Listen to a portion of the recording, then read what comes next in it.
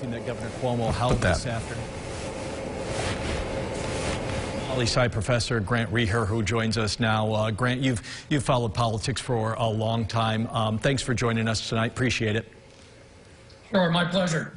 So first off, I have to ask you, I mean, what did you make of him actually coming out in public like this? He said the lawyer said not a good idea.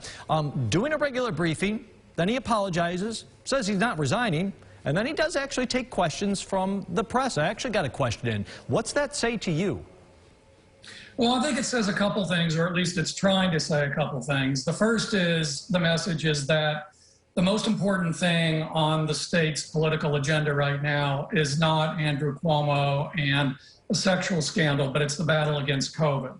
So he wanted to lead with that, and he wanted to do what, at least prior to the last week, was a relatively regular press briefing on that, in which he shared the data and some of the new policy changes that were going to be made.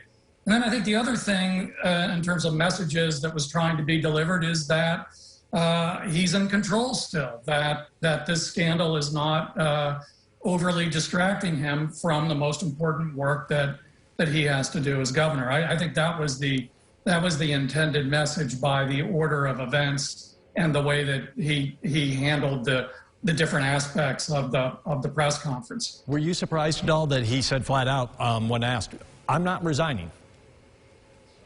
Well, the way I interpreted that was, "I'm not resigning now." I think he was essentially responding to the growing number of voices in the state government calling for his resignation, because he also emphasized, and I think really emphasized, this second point more, which is, let's wait until the Attorney General's report is out and then look at that and then make our judgments. And so the way I heard this was, I'm not resigning now, I'm taking that off the table, and we're all going to wait until we see this report, and then we'll go from there. There's probably a lot of different groups here that would tackle this on, but do you think he did enough to address the sexual harassment allegations, whether you liked them, you didn't like them? He mixed them in with the other briefing. Did he do enough?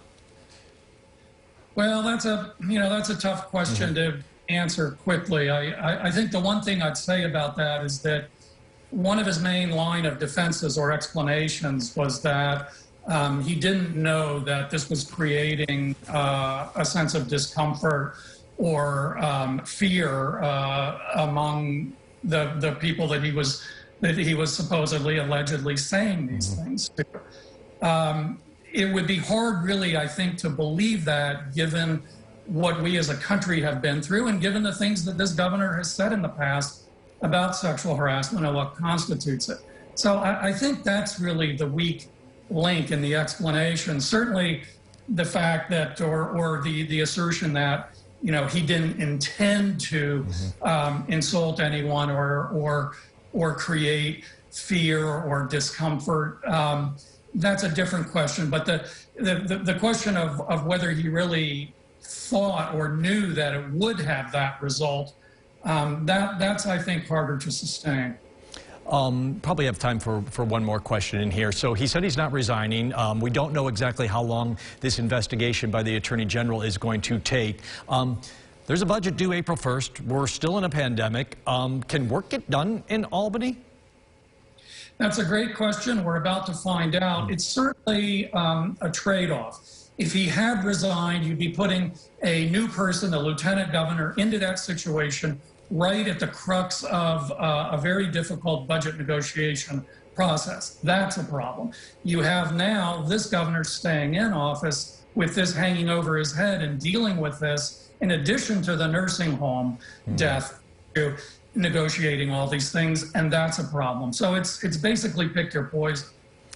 Grant Reeher, always love to chat with you. We're unfortunately out of time. I'm sure we could talk about this for much, much longer, but I really appreciate you joining us tonight and kind of shedding a little light on politics here. Really, really glad to have you. Thanks. My pleasure. Thanks for having me.